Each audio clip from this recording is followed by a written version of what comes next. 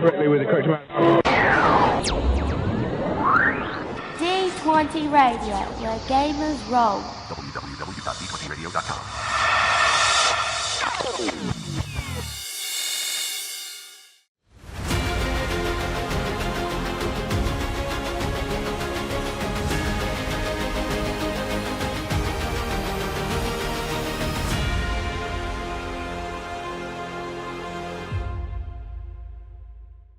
Welcome back to the How We Roll Gaming podcast, everybody. Hope you are all doing well. Robert, Nick, I hope you are doing well.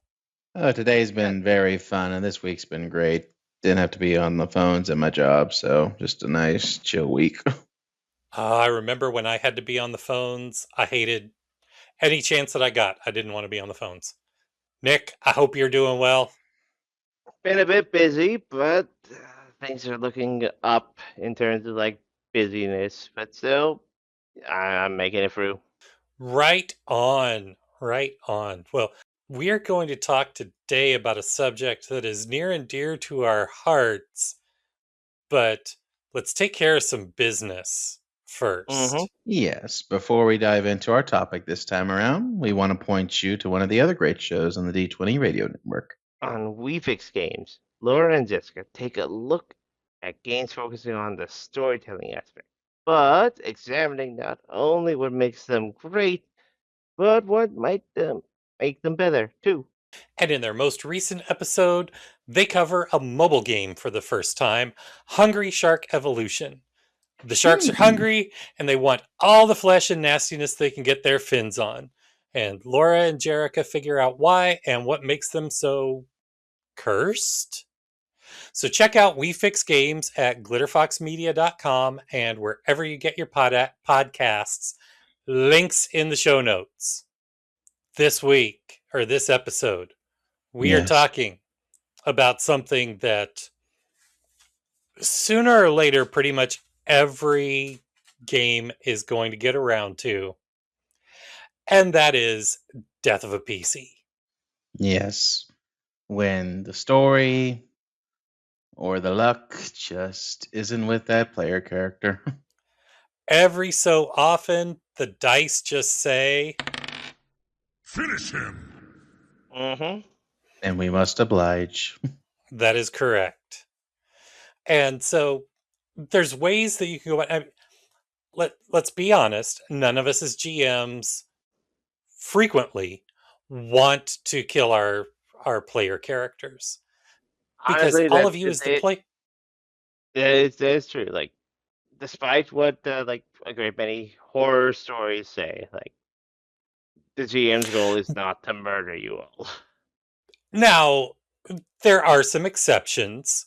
Oh, Robert and obviously. I both have a copy of a wonderful book from Beadle and Grimm's, Faster Purple Worm, Everybody Dies, Volume 1.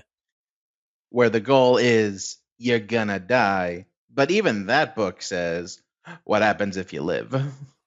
Yeah, it's designed around TPK one-shots. Basically, it's like in a normal D&D story, you may be the party going into a contract that has claimed the lives of so many adventurers. And Faster Purple Worms, you are one of those group of adventurers that died first. You're the ones that you're the environmental storytelling skeletons in a Bethesda game. Right. You're the Vox Machina intro of, okay, who else we got after they died?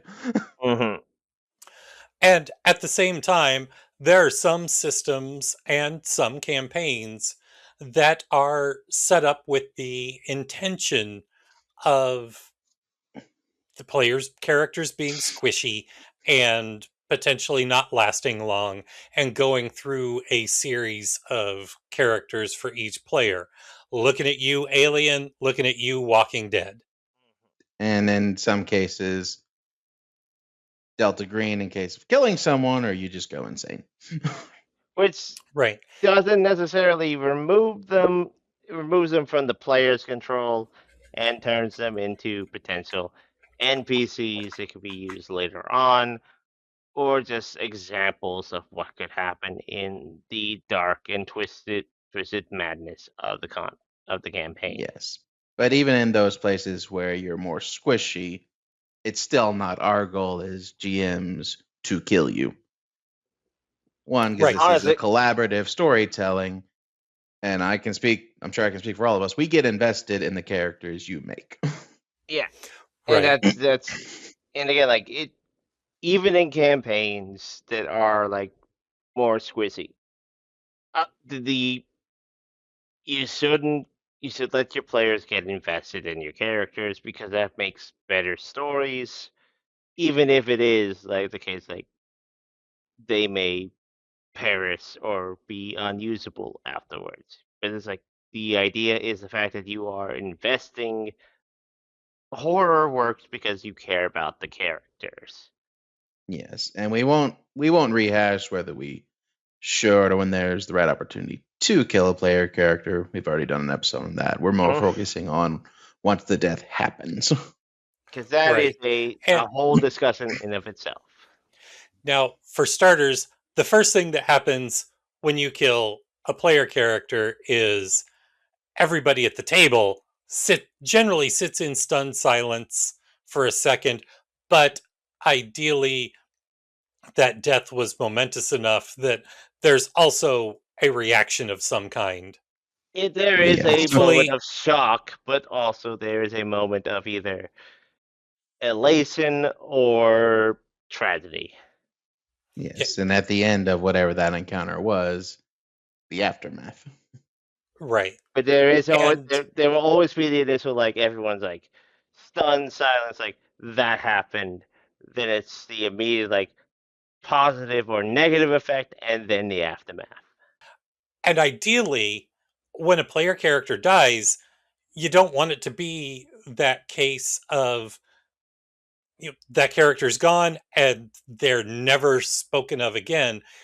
Ideally, you want that character death to actually add to the story.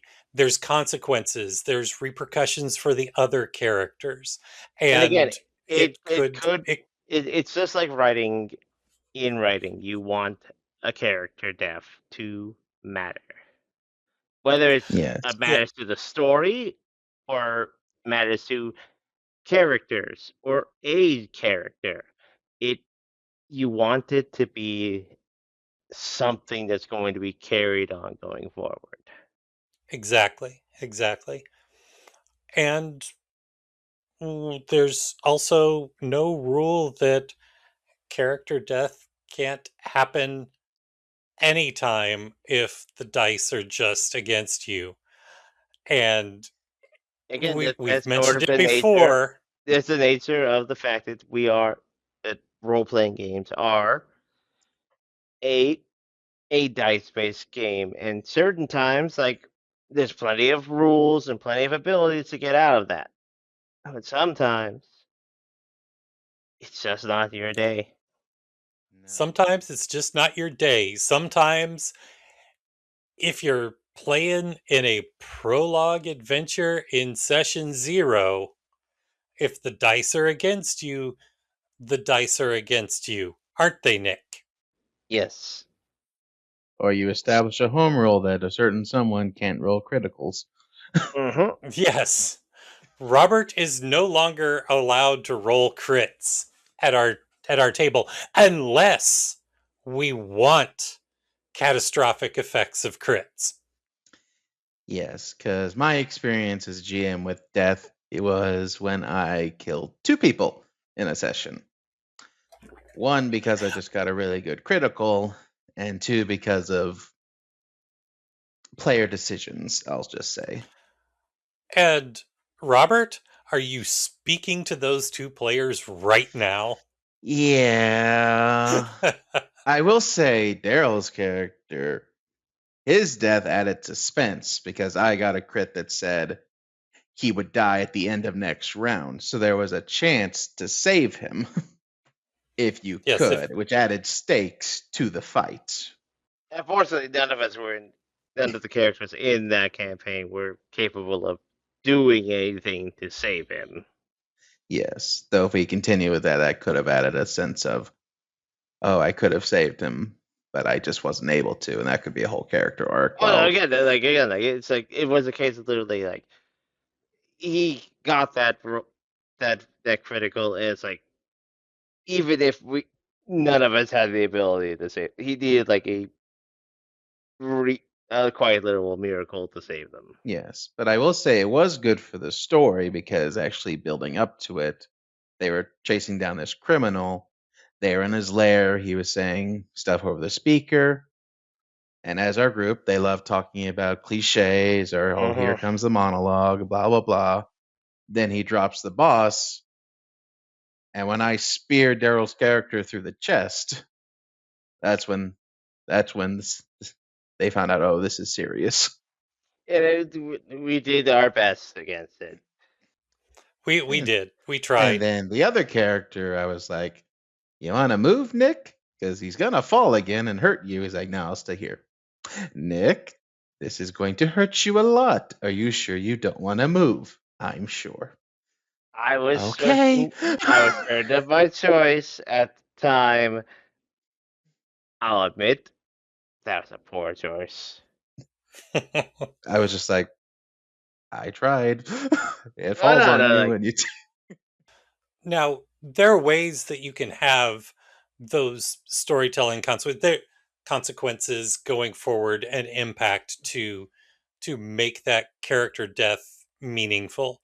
There's the cliche, there's the joke that is out there about the player who is that say that the player character is named. Give me a barbarian name. Let's see. Just I said Fenrir. I had one. I had one in mind and I lost it. So we'll just say I am Conan. Okay. And Conan gets killed. And the player, there's the old joke about the player who takes their character sheet after their character Conan is killed, and in the name slot writes Junior and says, "I am Conan Junior, and I am here to avenge my father." Yes. That is a classic story. Classic, but you can make it work. But you can make it Absolutely. work, especially if like a barbarian character. I believe the actual original story was like it was like an elf ranger, and there's like I have like 75 different guys with the same Junior, your last name. He's just been around that long. Or it's like, oh no, my identical twin brother. No, he just went around. Your identical twin brother will avenge you. He's been around all the realms. It's like, and he is not safe.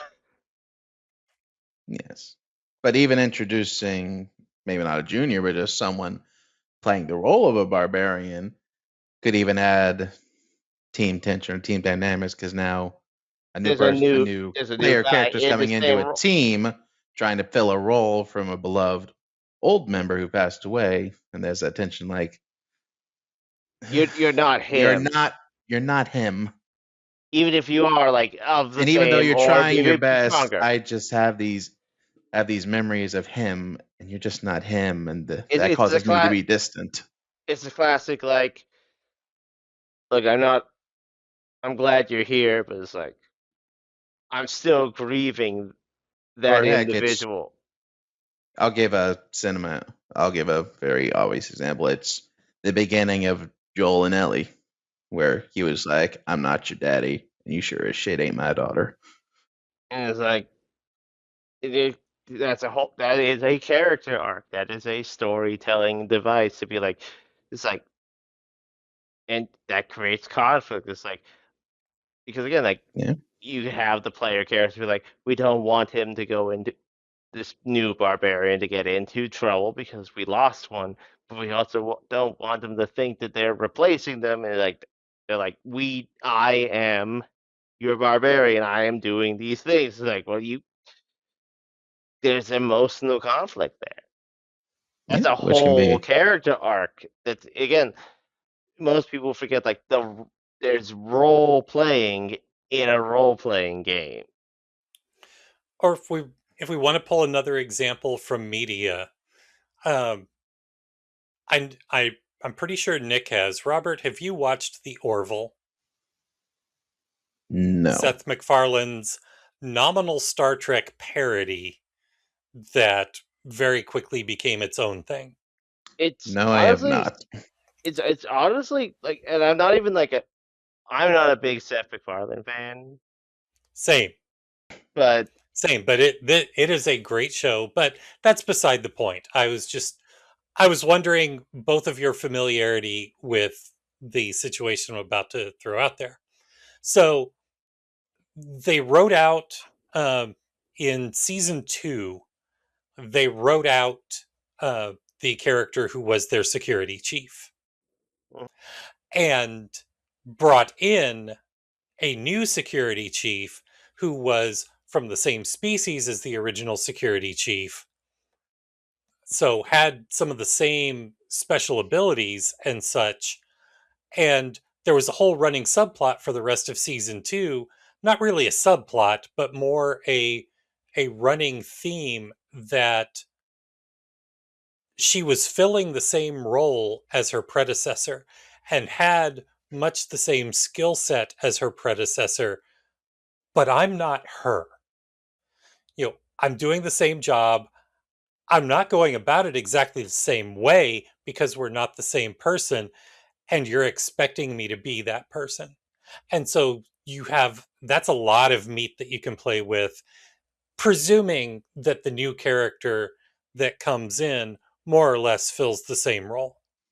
Yes. Which Or if you're looking at a game like more like D&D where there are more set roles within a party, then you can get a little more mileage out of that might show up a little more frequently. Whereas we mentioned Walking Dead, yes, there are character archetypes, but Nick, we'll just say it. You've gone through 3 characters so far. I have killed 3 of your characters.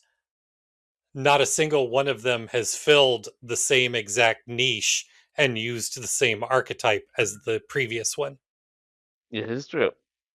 yes, because even though Walking Dead has archetypes, they're more to just be like, this is how you can build the structure, but then And you decide how it's realistically, used. I could use the. This is something we've always discussed, like archetypes slash character classes, etc., are just starting points for characters. Yeah. Yes. So you could have realistically if you have individuals who have like defined characters, you could have an entire team of the same quote unquote class or archetype. Yes, because in The Walking Dead, my character is called the Homemaker.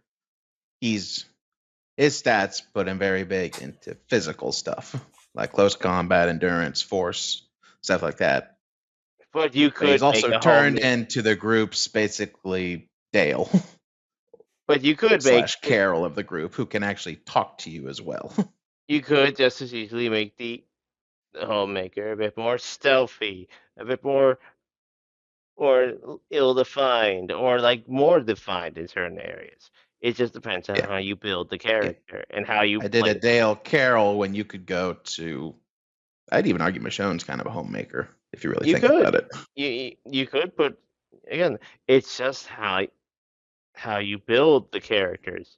Again, it's role playing has it's in role playing games isn't just like part of the name. It does define. It's like you could play a barbarian who's gentle. You could play a play a rogue who isn't a thief. And now that I'm thinking about it, Robert, I know that you're not in my Star Trek campaign Mm-hmm. that just started, but in the unlikely event that a player character is killed in that campaign, I might strongly suggest that the player come up with another character that fills that same function because you do have that structure Yeah, on a starship like that. Yeah, that's you what I have was to thinking. have someone in that position. Like, Nick, I'm just going to pick on you because I've already killed you 3 times in Walking Dead.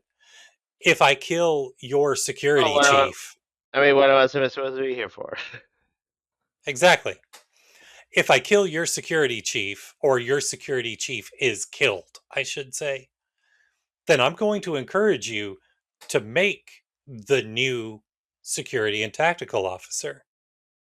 And it's up to you to decide, is this someone who's been on the ship and is now promoted to the position, or is this an officer who's transferred in from another post? But I think I want to consciously play with that idea of the new person that's doing the same job and their expectations built from familiarity with the one who vacated the position. Yes, or I just had a thought. I don't watch Star Trek. I don't know how it works, but if in the event that Lawrence's character, who I know plays the captain, were to die, would it be a whole like second in command takes over, or would there be like a vote on the ship to be who would replace her as captain? Well, It, there wouldn't be it a would vote on the ship. Starfleet Command would decide who the new captain Mm. is. Now, they could so promote the first officer into that position, or they could send another captain in. And really, without spoiling too much for Nick, so I have like 4 or 5 quote unquote seasons worth of this campaign kind of mapped out, because once I started it, I just had this huge brainstorm night. Creativity at I its best. I really, really hope that doesn't happen, because it's I have an entire season story arc that has to do with the captain. Yeah, and Robert. that's how I say as GMs, we have plans for your characters. If it comes up, we'll do it, but we don't want your characters to die. Trust me. Yeah, I mean, usually, if usually something happens to that we character, I plan. have to rethink that entire season. Yes, Again, and I'll fully admit, as a GM, there's a player in our groups named Dante. He really gets into the story play. Really great as a player character. We got some stuff. I built stuff around the characters he makes because he just really goes into a deep dive on his characters. Mm-hmm. If he were to die, like in my Cyberpunk Red campaign, oh, so much would be so much I would have to restructure. Yeah, but again, I'm going to count on. That is something that we do need to talk about as GMs. Like, sometimes we don't want.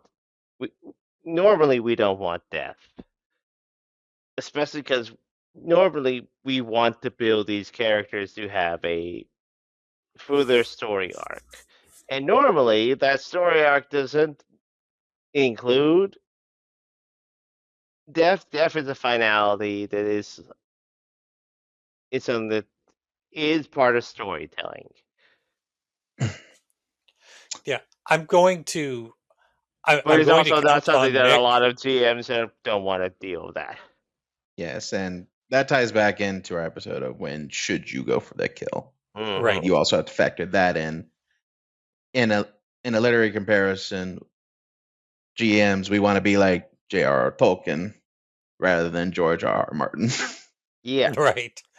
And even then, he does it for shock value, but he does it for shock value, and it works for his type of story. It would not, but you could not do a Game of Thrones thing well unless you had really good players in a TTRPG setting.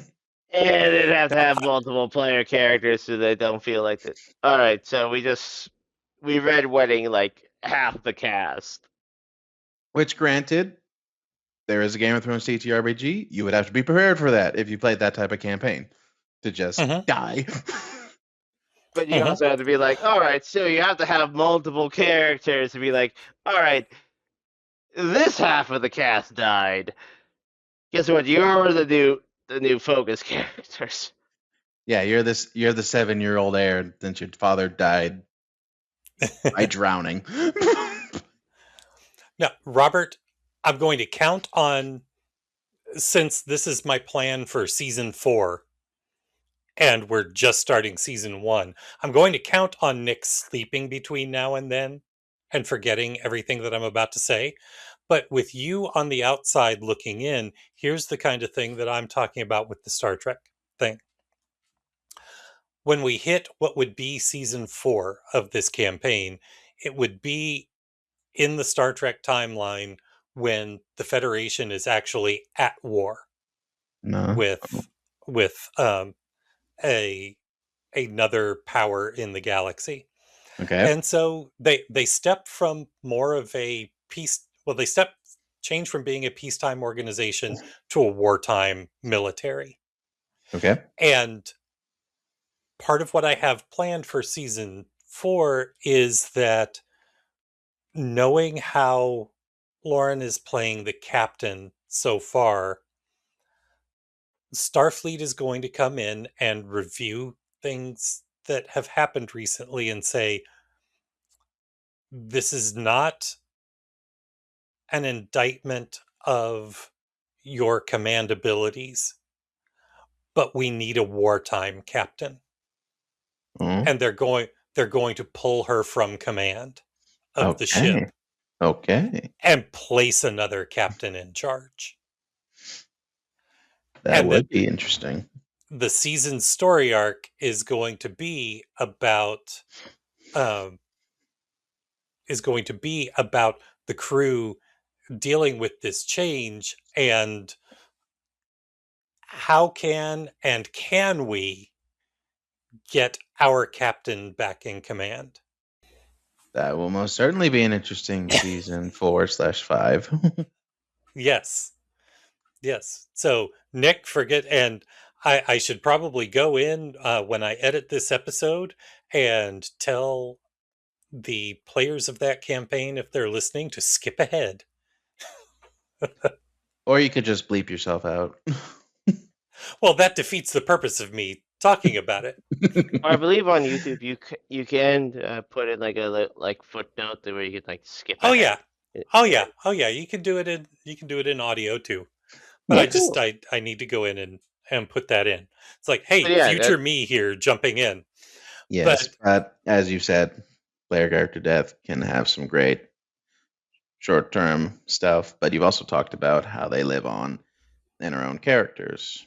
And I'll say the best campaign we have with death that encompasses that is, of course, your Walking Dead one. It is. Not just Nick has died, but one of Dante's characters has died, and he has impacted the story very tremendously. But the concept is, and again, ironically, The Walking Dead is probably the best setting for that, because in case everyone doesn't recognize, it's like the real Walking Dead is the player characters. That's a joke. Yes, but it is like your existence. It's the lives that you live until you die that becomes the most important parts in that storytelling. Yeah, like, are you just surviving or are you living in that type of setting? Your final acts and what acts you do while alive as a player character are going to should impact not just the narrative of the story, like the whole campaign, but also at least in part on player characters or NPCs. Yes. Why Dante's character Yothi's death really impacted my character Hank. One, because Hank's the one who actually killed him. But also, two, it caused him because his niece in the game, which is another player character, heard it. Not wasn't a step, but heard it, which caused Hank to finally let go of trying to protect her by lying to her, where he's just completely honest with her now. To where last session we even joked like, okay, how's she going to sneak onto this mission? Instead, Hank just flat out said, "We're doing this. Do you want to come along?" Which is a subversion of the tropes that we were starting the campaign with. Now, the here's mischievous something youth is now accepted. It's like not just like they're tagging along. They are now like, we expect them to tag along, so let's put them on the team. I'm going to trust that you can be, just as we're being honest with each other, I trust that you can take care of yourself and I don't have to watch you like a hawk. And not to say that Yothi's death will come back to haunt the whole campaign in certain ways, but did inspire certain ideas that you are percolating Yes. for. I assume you're going to deliver in season 2 because we have a season 1 finale coming season up. 1 finale coming up soon. Yes. Yeah, in like 2 sessions, depending on what we do. But I will say that I have exhausted my characters for this season.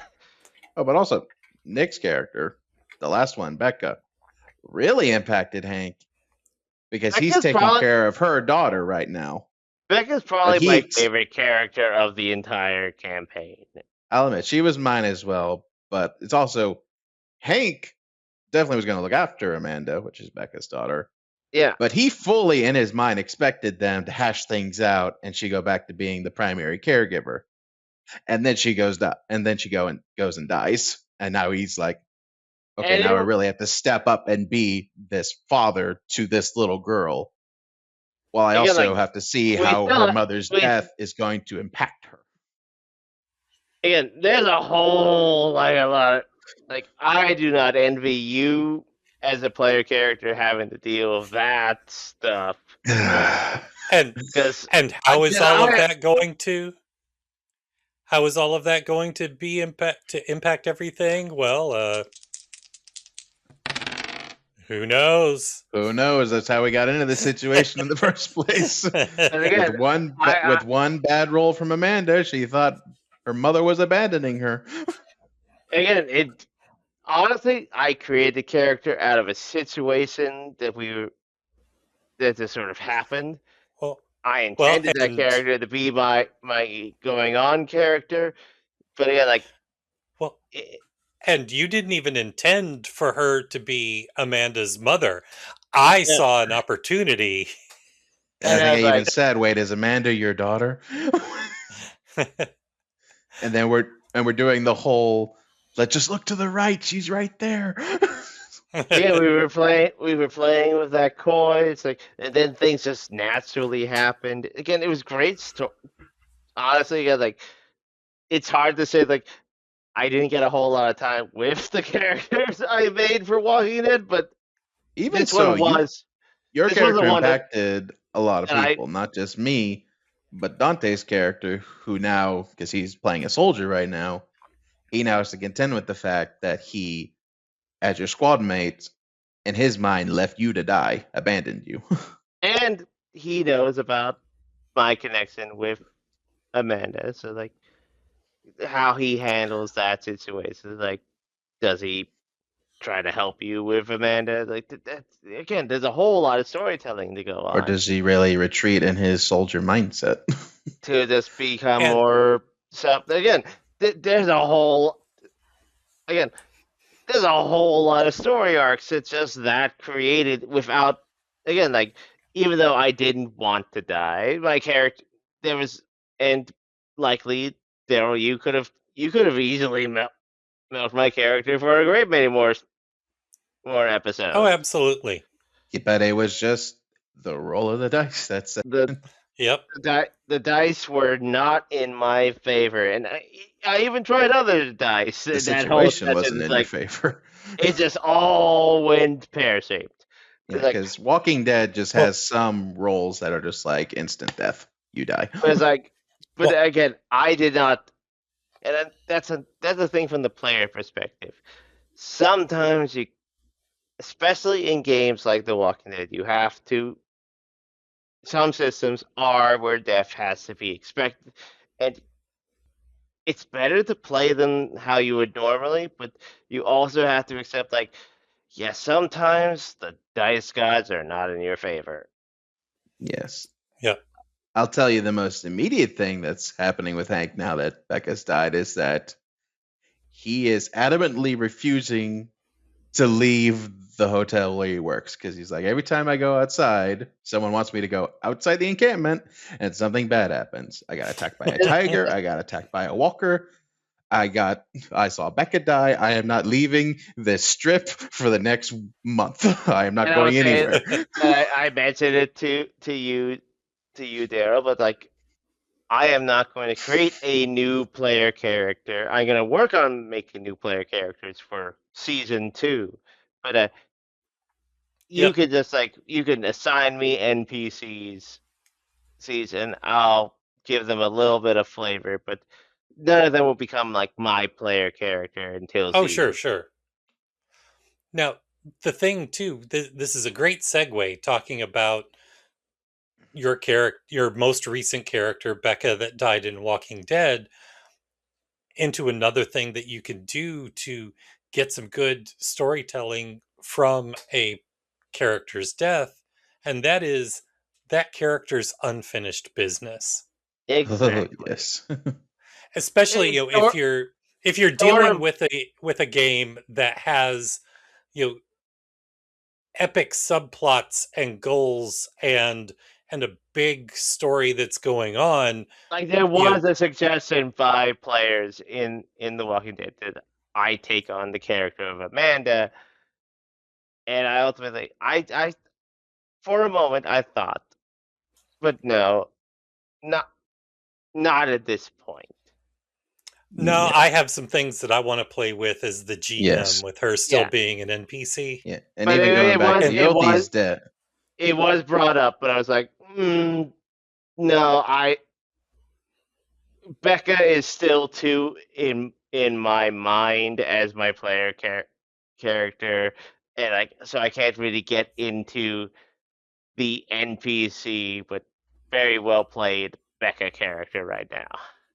I'll be honest, Nick, I do want you to keep playing Elijah right now, especially now that he's lost his bodyguard. That'll be interesting to see. Oh, Eliza's fun. Eliza's really fun.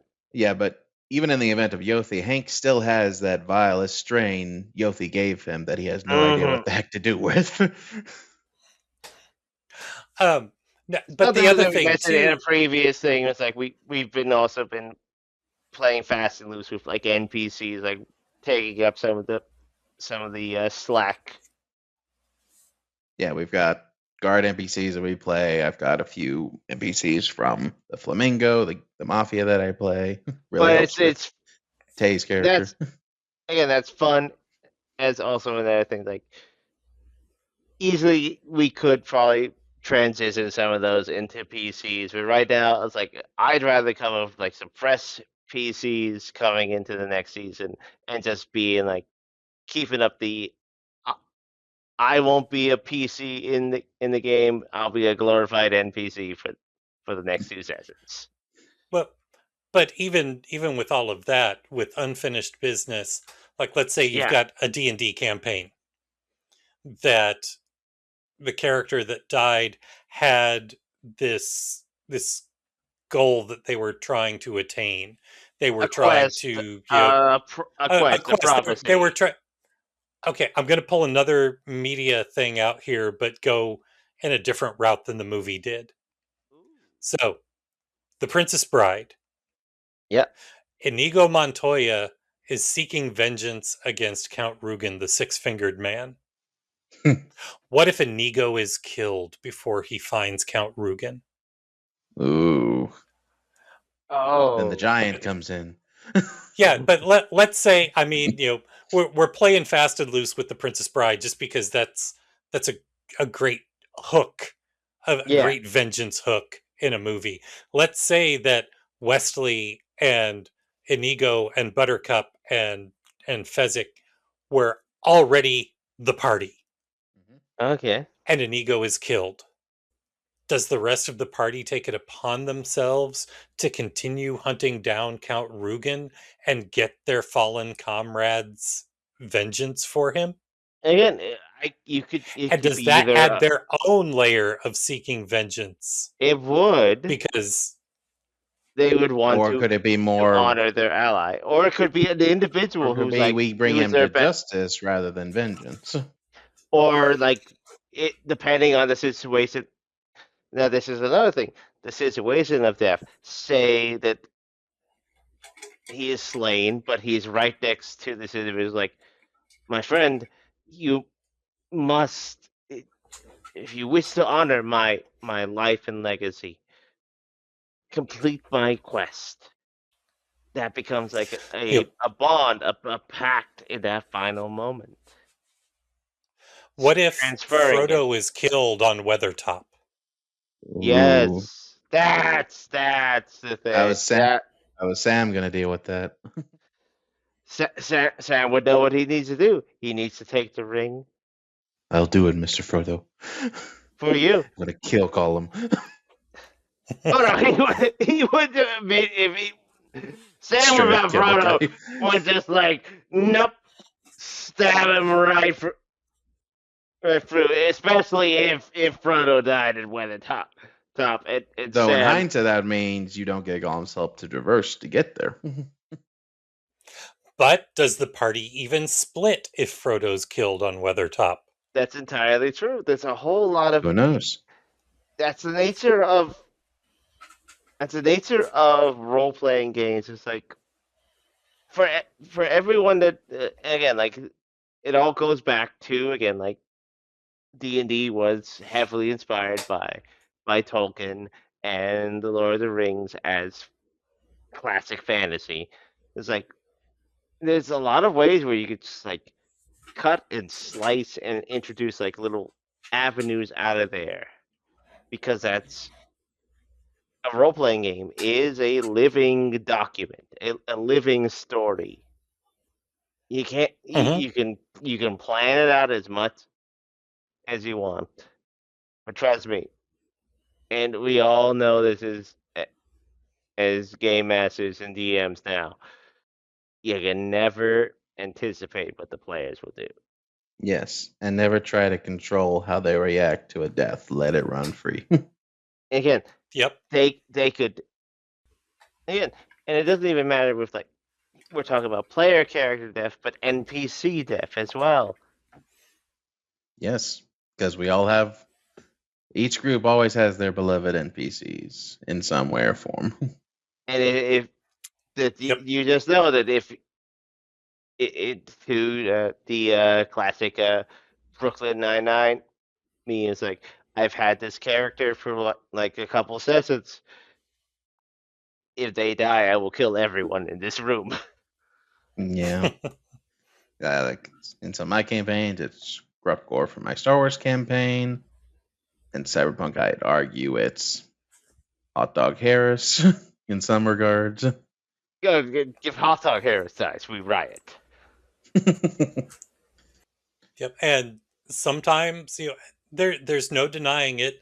As a player, there are certain characters that you're like, okay, I like this character, but if they die, they die. It's just a character in an RPG.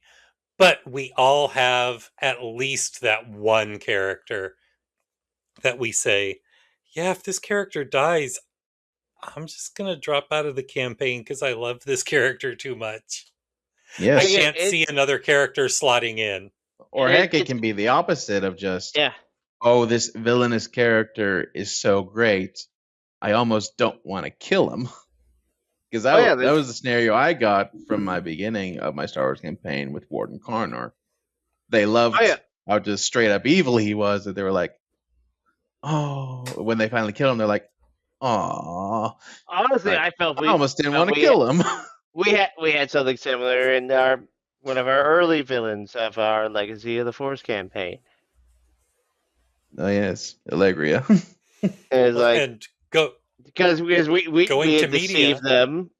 It was like, but it was like they didn't want to destroy her, but it was like, she is the early first villain. She literally just blew up a planet. You kind of have to. But they were like, oh, we don't want to do it because we did play them on that, but also they're like, but they also like when the reveal happened, it's like, oh, she's such a good villain. But we got like even Daryl, who's a character in the campaign, I was 80% sure she was a bad guy, but she was still great. She was a fun character. I kept waiting for the other shoe to drop. Well, the other thing too is going back to media. There's characters like that. We're getting away from character death for a minute, but that happened on Buffy the Vampire Slayer. Yeah. The character of Spike was Yes, introduced as one yes. of several villains early in season 2. He was planned to be killed at the mid-season finale of season 2, but the viewers loved him, so he was kept around. He left at the end of season 2, came back for a brief appearance in season 3, and the fans loved him so much that the network went to the showrunner, whose name I don't like speaking anymore, Mm-hmm. and said, "You need to bring him in as a regular." Yeah, And they're he like, became a you regular. don't kill him. Not He only could he not kill them, he had to bring back this character who was created as a villain, Yep. as a regular character on the series, and somehow integrate him into the main group of characters, I mean, that to happens the multiple point that times. Like, this toxic showrunner threw James Marsters, the actor, up against the wall and berated him for the network's decision. But he went on to continue as a regular through the rest of the series of Buffy the Vampire Slayer, with a logical for that character redemption arc, and then moved over to the spin-off Angel for its final season as a regular. well, there's an actual example that I could talk about. A very powerful villain character in a piece of media in its second or third season. A reality warping trickster individual was brought in, and they were very much liked by by the characters. So they were given a long redemption arc, very interesting. Thing. Wait, what am I talking about? Am I talking about Star Trek: The Next Generation, or am I talking about My Little Pony? Because they're both played by John Delancey. Well, you must be talking about My Little Pony, because Q was not a regular on Star Trek. True. The point is, it can definitely affect the storytelling, even in just the sense that you don't want them to die. So it'll be great to see how they react if it happens. Like a death Right. is a part of of all storytelling because, well, it is a part of everyone's story. Oh, so thinking about Buffy made me think of, there is, depending on the game system that you're playing, Mm-hmm. it wouldn't work in Walking Dead, it wouldn't work in Alien, it may or may not work in Star Wars, but in something like Delta Green it would definitely work. In D&D it would definitely work. Robert, I know you have not watched Buffy, so what would you think if I told you that in the season 5 finale of a show titled Buffy the Vampire Slayer that ran for 7 seasons, Buffy died? I would say I'd be waiting for the resurrection or getting her soul from hell or something. She was resurrected in season 6. Yep. And not only was that a way, not only is that a way that you can just bring the character back if there is a means of resurrecting the character, so that the character's death still weighs on them. But if you borrow a page from Buffy, they resurrected her because, given how she died and just the life that she lived and the purpose that she had, her friends were convinced that she was suffering in some hell dimension after death. Again, too, And as someone who's done a lot of D&D campaigns, and there's a lot of D&D stories about like literally their characters, someone perished, and they literally go through the planes of existence to the depths of hell itself to reclaim someone's soul, and it's like it's not an uncommon thing that resurrection can be itself a story arc, and or be used as a major like crux as a climax of a story arc. It's if they're restored life again by a deity or through some sort of prophecy or wish at the Or right moment. honestly, it could even make inter-team conflict, because I know in our D&D campaign, Hopeless Situation Warriors, one of our players, Xander, plays a cleric to Mm-hmm. where hopefully he comes back. But when he was playing it with us before his break, that my character, who's a Orc of Eberron fighter, who's gone through some dark stuff in his past, to where he feels unworthy of the life he has. He's trying to be the best person he can be in remembrance of his best friend. Even told Xander's cleric character, do you think eventually you may learn how to resurrect people or bring people back from the dead? And Xander's character said, it's possible. To which my character said, okay, but if I die, don't bring me back. Which could even cause an issue that if I were to die, his cleric character has to struggle between, do I honor his wish not to bring him back? Or do I forego that and bring him back anyway? Because that's the nature of the storytelling. It's like it's no longer a lot of people like well, we need he's a DPS, he's a strong fighter, but it's like the storytelling is like he made a vow to a cleric who will honor his vows to his friends. Well, and that sort of conflict was in that same story on Buffy. Mm-hmm. The characters who were going to resurrect Buffy didn't tell her younger sister because, well, if it doesn't work, we don't want to get her hopes up because their mother had died in the previous season too. Mm-hmm. And they also One of the didn't best want to episodes of the tell series. Like that episode was devastating. they also didn't want to tell their adult mentor because he would try to stop them from doing it. And then once Buffy is back, several episodes into her resurrection, she tells Spike, who we were talking about a few minutes ago, the vampire who is staying with the group out of and doing good out of necessity, because for reasons he can no longer harm humans, only other demons.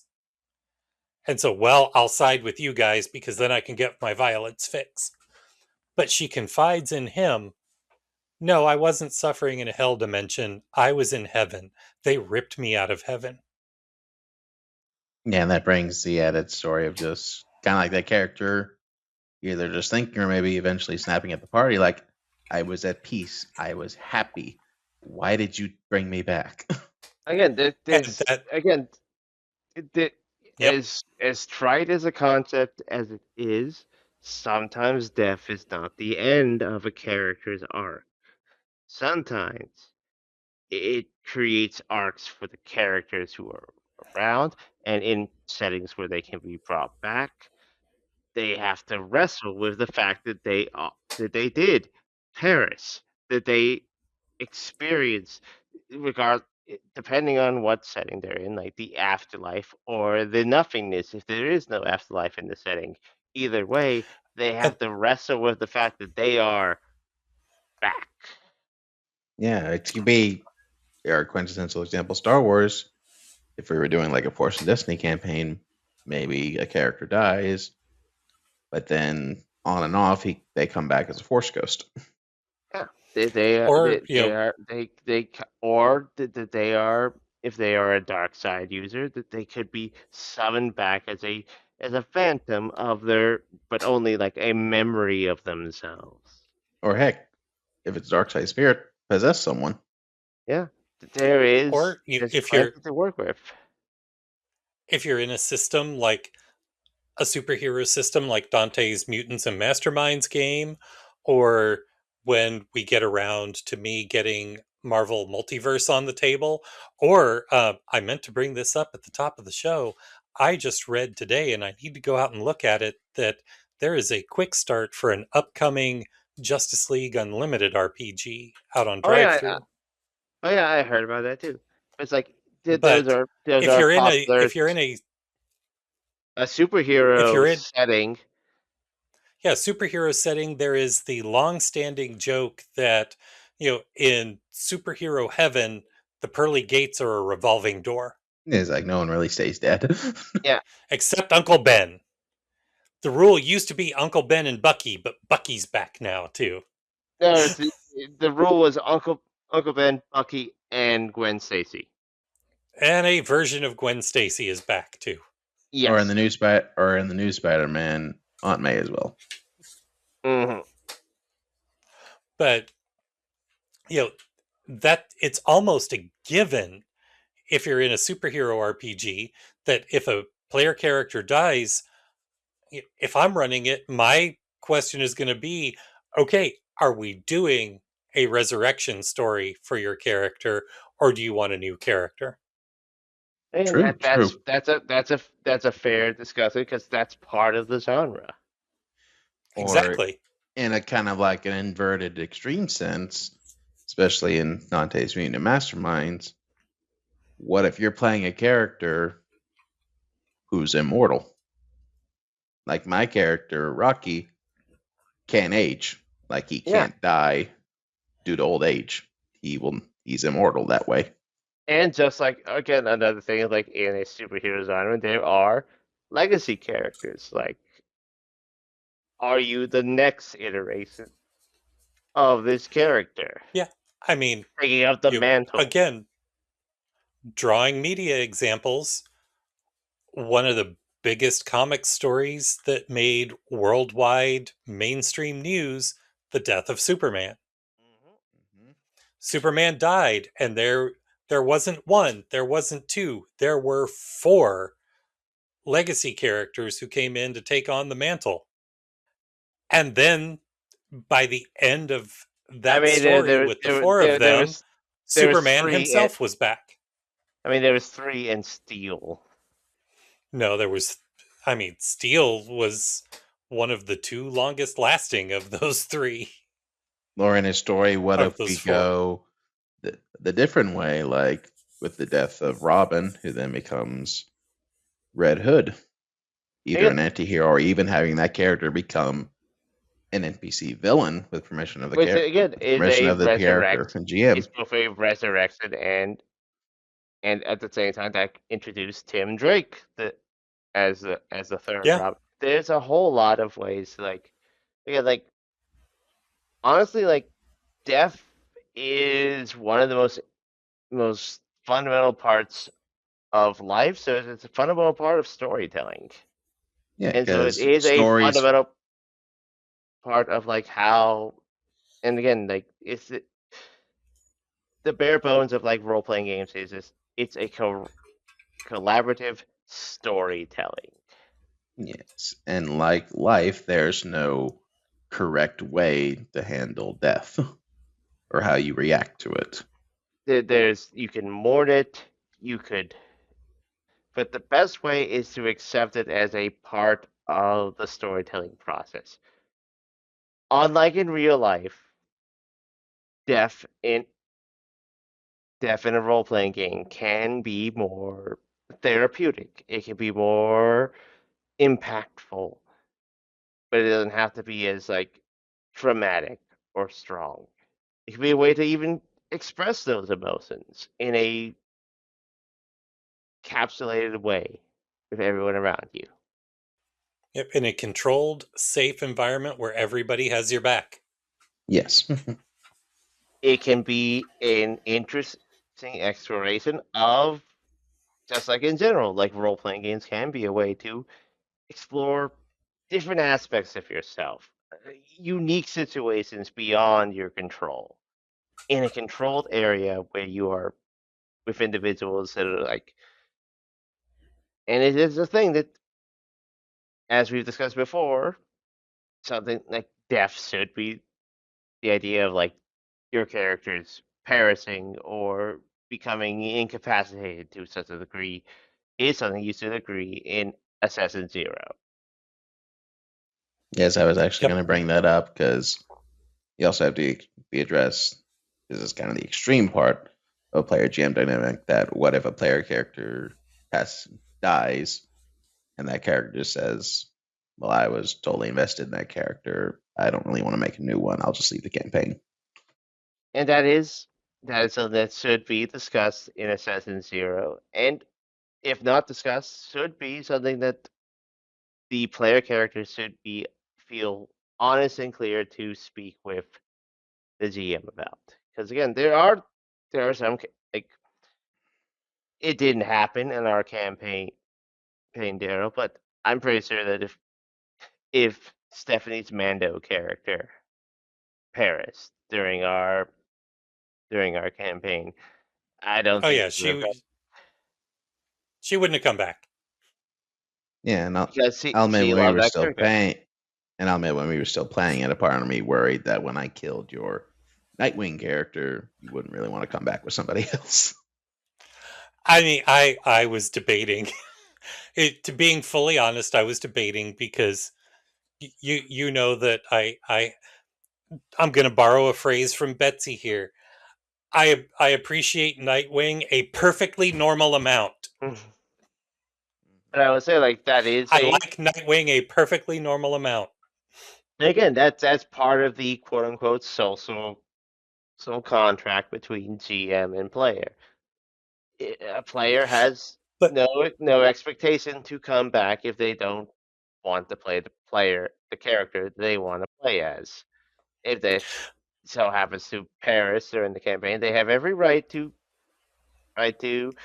leave the campaign because it's like, well, they don't want to play anything else, and that's fine. yeah, and I debated it. I was like, I can't really think of another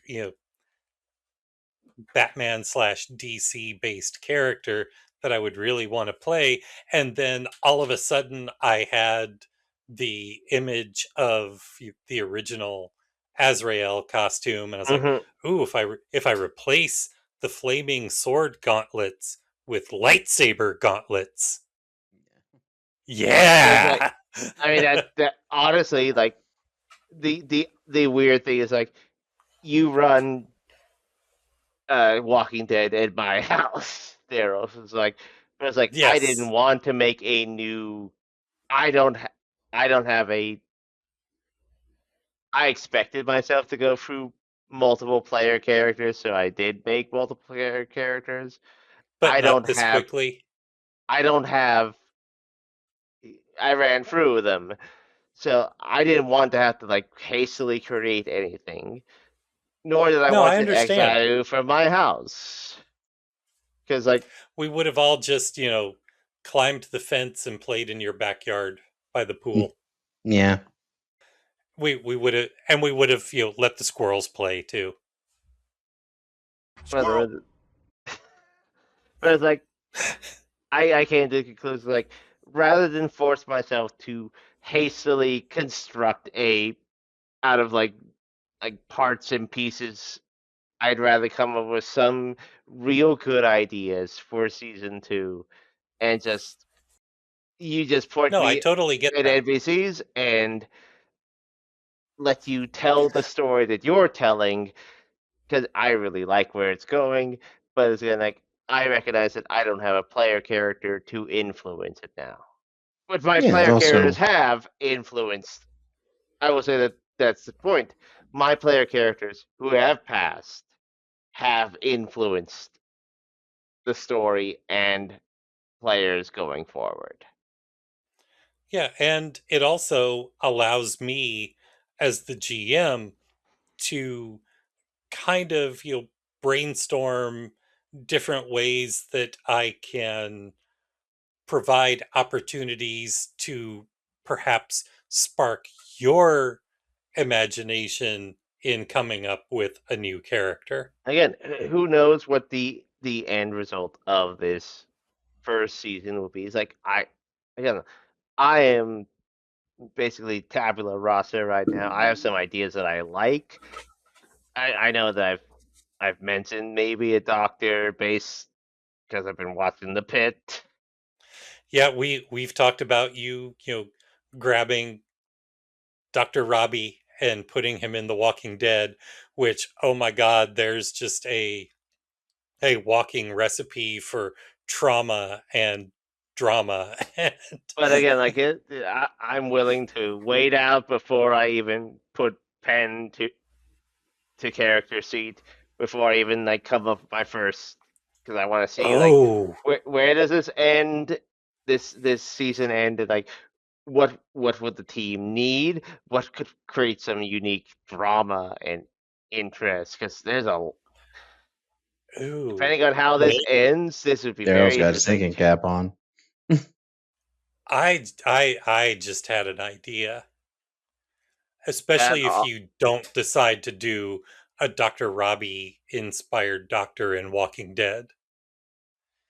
In oh between seasons 1 and 2, I do like a 2 shot of basically Walking Dead in the pit. I literally oh take like I literally make not a character inspired by Robbie, but I make Dr. Michael Rabinovich and I make Abbott. I make the characters who would be around then. Obviously characters like Mel and Whitaker and all of that, yeah they're too young. But I make Robbie and I make his mentor who died during COVID as yeah. pre-gens and put all of you in Pittsburgh, and they're trying to keep the hospital as like a safe place. I was going to ask, Oh, would this be after the outbreak or like when it starts? Yes. so like Fear the Walking Dead, not Yeah, like The Walking Dead. you're basically like all these patients are coming in, you have no idea what's wrong with them, and then bodies And start then Yeah. waking up. and Yes. then things go pear shaped. Oh, Yes. Yes. oh, Heck, even oh, that's I it. don't know if Dante would want to do this. What if he brings Yothi back? Yofi Oh. Origin episode. Of So, Yothi. The so now I'm oh, going to do a 1 or 2 shot in between the seasons. The Walking Dead down in the pit. oh, that's a All good one. right. Yeah, but as you said, Nick, yeah. And honestly, it's fun to play the NPCs. Oh, it is. Whether It's you're actually in amazing. the game or not, as I've learned. Just a little bit of like it could both add like depth of field or a little bit of like levity in scenes that are a bit more extreme. Either way, it adds. Honestly, I feel that that's something that maybe again I don't have a proper term for this, but like having your players round out the cast when you don't actually need them to be rounding out the cast can It also add helps so them much just to it. it helps them to actually feel alive as well and not gonna take a page out of the boys book there. It's not like Ruby season 1 where it's either them or the dark silhouettes that don't do anything. It makes NPCs just a little bit more richer, a little bit more filled in, and makes the world a little bit more lived in. I just sent Dante a question asking him if he has anything in Yothi's background saying where he interned. Because again, honestly, like if there was like a petition for if we were AMC's to Walking Dead, I'm pretty sure people were like, "Can we get a Yofi episode flashback episode?" I feel like we could do it wasn't in the actual Walking Dead show, but it's like there's just one season where we take each surviving character and just be like, where were they during the outbreak? Yeah, I can that can be our that can be our break between seasons every Yeah, it's time. like, where Yeah, was Yothi? Where was Tay? Where was I don't even remember your first character, Nick, the soldier guy. Then where was Hank? Where was like it's a fun way of like reinventing, giving a bit like more depth, especially. And again, that's a good way of expanding on deceased characters, giving them a spotlight that they would normally have. Yes. And another So fun that, thing we do is that since we're playing on the Walking Dead show, whenever someone dies, we joke that on Talking with the Dead, we hide their player actor. Otherwise, they would know who died that episode. yep. Or To we which joke, I joining us for the third time, is actor this, Nick. is like, yeah, I'm back here again. I'm back. I'm back. But Oh, you may hear my voice, but I'm going to be doing some voice acting for some of the NPCs next time. I'm gonna be joining the voice cast of Invincible, I'm playing which yeah, Cecil. which you know I've got the Invincible RPG coming from Free League through Kickstarter. Same. I Like don't front run it. I'll be voicing Viltrumite number 7 through 10. You don't need to know their names. I just because I mean, if you look back at the premiere of Invincible, the Guardians of the Globe were all voiced by Walking Dead cast members. And the Conquest is voiced by Jeffrey D. Morgan. And Invincible himself is Steven Yeun. That's why everyone joked rematch. They got their rematch. So, like any other thoughts that we have on character death? Now that I have another idea to brainstorm for the relatively near future, thanks. do I'm you going to have be up till something you 2 want to a.m. say now. first? Well, one, just death will always set the mood, especially if they die to the villain or the antagonist, because it'll be like, oh, they're a credible threat. They just killed one of my friends. Stuff like that. That can help, as we've talked about in ending in our episode about when should you kill a PC. It can be a point where a death can solidify that this is a big bad. This is a dangerous person. Same thing as you mentioned with NPCs as well, but in general, like just in again, remember that role playing games are a storytelling medium, and death is usually used to punctuate something, either to impact, like as you said, like the threat of a villain, or to bring an end to a character's story arc, or to inspire someone to continue going forward. Either way, like tropes exist for a reason, and there's a lot of death tropes. Where would Luke be if Ben didn't pass on the Death Star? Where would Luke be if Aunt Beru and Uncle Lars didn't die on Tatooine? Exactly. Death has its place in You know that they storytelling. faked their deaths. Those are just rubber skeletons. They faked right their out deaths. No, I mean, you saw the final episode of the Obi-Wan Kenobi series. Beru took out the stormtroopers single-handedly, and then it's like, hey, wait a second. We can get away from this kid now. He's gotten really damn whiny as he got old. So let's fake skeletons. No, they took stormtrooper skeletons and put them out there. And then they ran off to Toshi Station, got some power converters, and then got off at Tatooine. I'm sorry, Nick. I derailed what you were actually saying. Did they get power converters, or were they the power converters? Yes. I'm sorry, I derailed what you were saying. No, it's perfectly fine. I was just saying that death is a storytelling mechanic, and you should always accept that it has many uses, and just like every trope, every piece of fictional mechanic, it can always be used in a different way. Yep, and that's all I got. That's all I've got. unless the big harbinger of death is always Squirrel. Yes, because I've noticed a trend, Nick. You always say you don't want squirrels in your house, yet you will always stay outside for 5 minutes or more with the door just completely open when you say goodbye to us.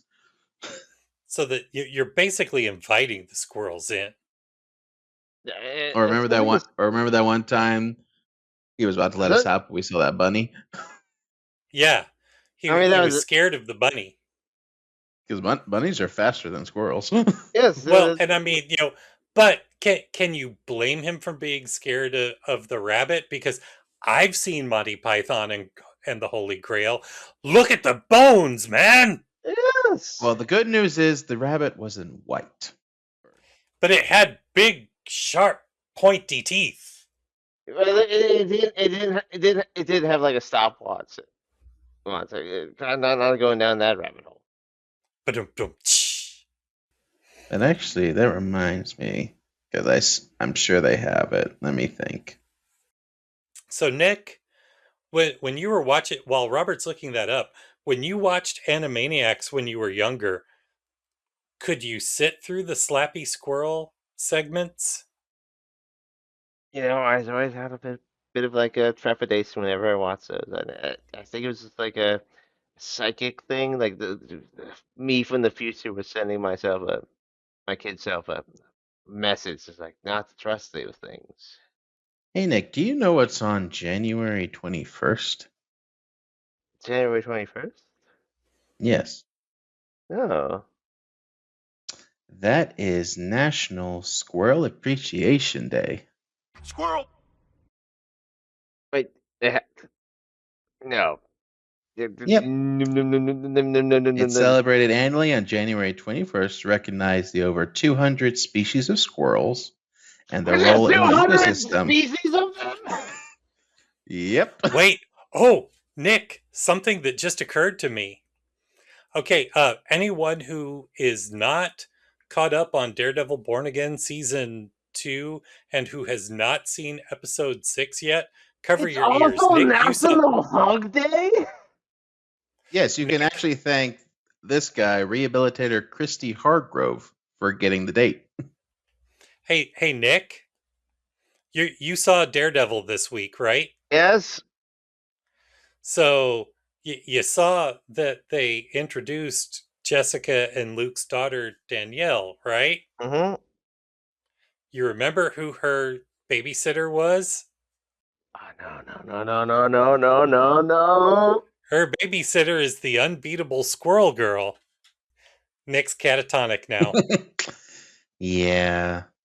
May have gone a little too hard this time. Yeah, hopefully he can do his part of the closing here, because it's time for me to say check out our website at howwerollgaming.com, and there you'll find information about our current campaigns, our podcast archive, and links to all of our social media and our merch store. And speaking of which, there's just over a month left as we record this near the end of April to get the Nat 1 Crying is a Free Action shirt before it goes away, and our 2026 Roll with Pride collection launches at the beginning of June.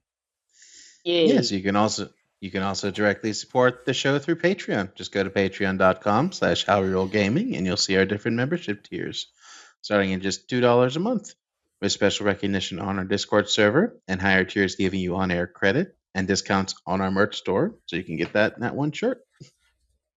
Whew. All right, finally. If you have any questions you'd like us to answer, topics you'd like us to cover, or even submit your own RPG glory story, shoot us an email at podcast@howwerollgaming.com. And we want to thank everybody for listening and for joining us. And we hope that you will join us again next time. Until then, as always, I'm Daryl. I'm Nick. And I'm Robert. And this is How We Roll.